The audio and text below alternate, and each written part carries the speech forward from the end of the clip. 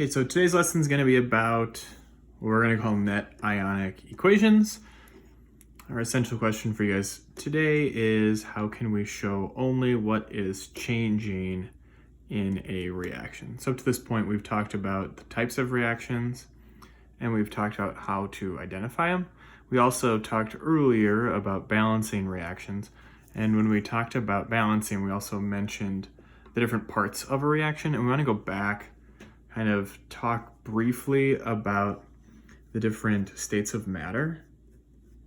So we mentioned the 4 different states of matter that we deal with in chemistry when we talked about the different parts of a reaction. We said that there were solids. We abbreviated the solid with an S. Said there were liquids. We abbreviate the liquid with a little cursive L.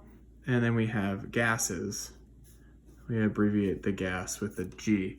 The one state of matter that was new was called aqueous. And aqueous we abbreviate with an AQ. These aqueous states of matter, these are going to be the important ones when we talk about net ionic equations. What it means to be aqueous for the substances that we're dealing with, it means that they are dissolved into ions. So aqueous basically just means dissolved. For the cases that we're going to talk about, they're going to be dissolved into ions. This is going to be for ionic substances. So ionic substances will break apart into ions. So they dissociate or break apart when they come in contact with water. So an example of this will be if you have salt. So you have common table salt, NaCl. You take that NaCl and we're going to put it into a beaker. So we have our beaker. Inside of our beaker we have water, H2O. So there's water inside of this beaker. We're going to take our sodium chloride, our salt, we put it into the water. When that sodium chloride gets into the water, it dissolves, and what it dissolves into is it actually doesn't stay together as NaCl. It actually breaks apart into sodium ions, so Na plus and Cl minus. So this sodium chloride right here, this would be the solid form. So this would be when it's together, when it's bonded together. This right here, Na plus and Cl minus, this would be considered NaCl aqueous. So what aqueous means is that it's broken apart into the ions, so it's dissolved in water, it's dissolved into the ions. So sodium chloride, salt, table salt, when it goes into water, it'll split apart into the ions. So the reason why we have to understand this when we talk about net ionic equations is that when we have an equation that we write, when we write out a reaction, the states of matter are going to determine how we can identify if things are changing or not. So when we talk about what an actual net ionic equation is, we could also call it a net ionic reaction. So what a net ionic equation basically shows you is it shows only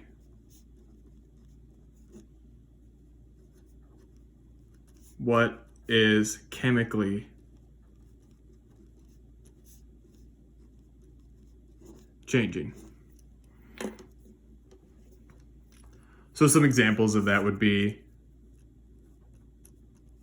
a change in state, oxygen gas changing to oxygen solid. That would be something that is chemically changing. So this would, yes, be a change. Yes, change. Things that are not changing is if they stay exactly the same the entire time. So what we're going to see when we have ions in our solutions, if something stays exactly the same, so let's say we have sodium. If sodium starts out as sodium plus and it ends the reaction as sodium plus, we would say that this would have no change.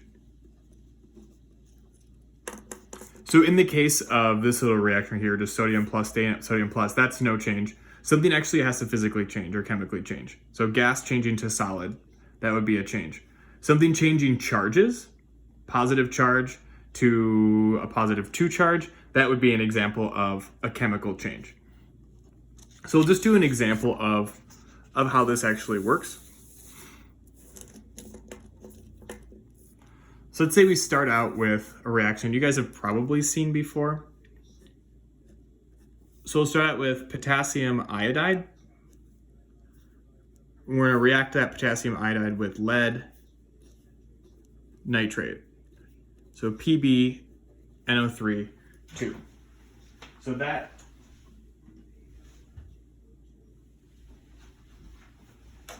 those are the reactants for our reaction right there. Before we continue on, before we predict the products, we got to write out the states. Potassium iodide, we're going to make aqueous. This lead nitrate, we're going to make aqueous as well.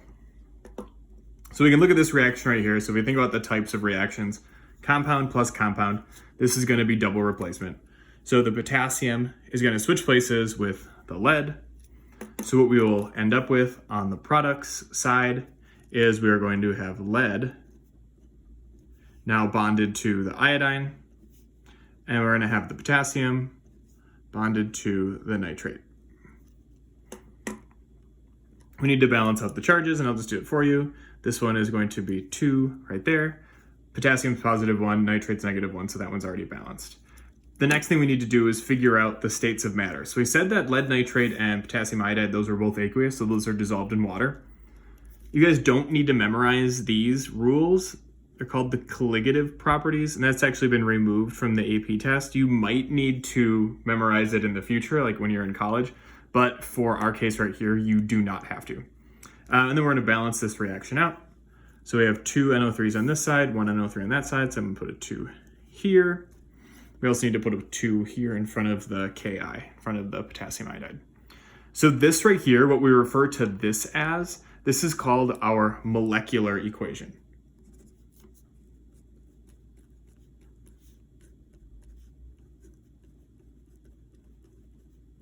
So this shows all the molecules in our reaction. They're not split up into their ions yet. It just has their states of matter, and everything is just written out exactly how we've done it before. So the first step now, in order to write out our net ionic reaction, what we're going to do is we're going to write something called the total ionic. So when you write out the total ionic equation, what we're going to do in this case is split apart anything that is aqueous. So anything that's aqueous, like we showed before, is going to split apart into the ions. So in this case right here, that potassium iodide is aqueous. So what it means is when it's in solution, it'll be potassium plus iodine minus. The charges, remember, come from the periodic table. So you just have to look in your periodic table to figure out what the charges are. So that one's aqueous. That one splits apart into the ions. The 2 from the 2 molecules of potassium iodide, the 2s are going to go in front of both. So what this means now is we have 2 ions of potassium and 2 ions of iodine.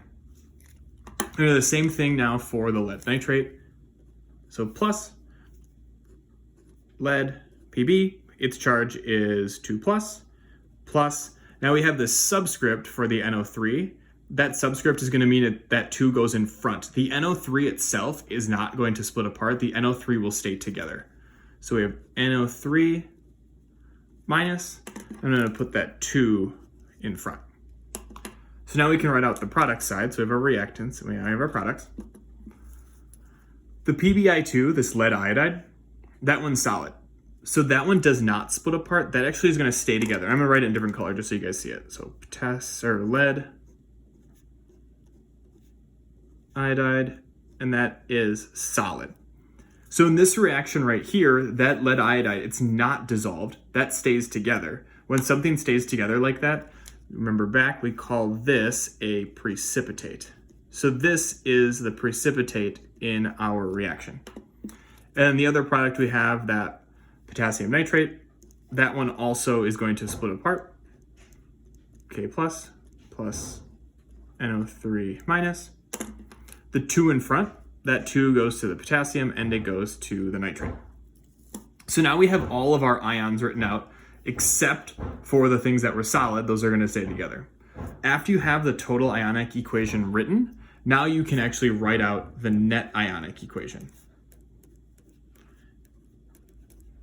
What the net ionic equation is going to be is it's only going to show the things that are actually changing. So we need to identify the things that are not changing. Usually I use just an underline to show things that are not changing. So this potassium right here, K+, this is staying as K+ on the product side. So potassium in this case, potassium is not changing. Potassium stays as K+, there's 2 of them, K+, and there's 2 of them on the product side. So that did not change.